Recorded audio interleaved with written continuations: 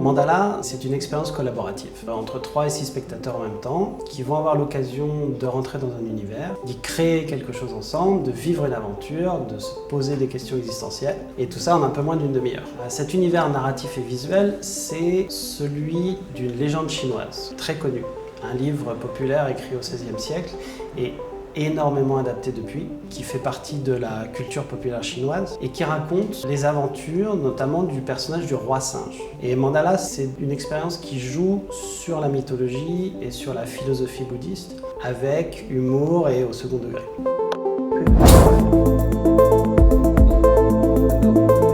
C'est important que nous n'ayons pas à expliquer les mécanismes ou à préciser quoi que ce soit avant l'expérience. Ils vont, en prenant leur temps, découvrir le système d'interactivité par eux-mêmes. Chaque spectateur voit ses mains et il voit ses mains luire d'une certaine couleur, rouge, verte ou bleue. Et selon cette couleur, il va pouvoir interagir avec des éléments de la même couleur. C'est un système d'interactivité très simple, très direct, qui va être accessible à tous, gamers ou non-gamers, mais qui a un éventail de possibilités, notamment d'interaction en collaboration important. Toujours à travers ce système très simple de couleurs, les spectateurs pourront dessiner un mandala de lumière dans l'espace du temple. Et chaque dessin sera unique, puisqu'il sera déterminé par les actions des spectateurs.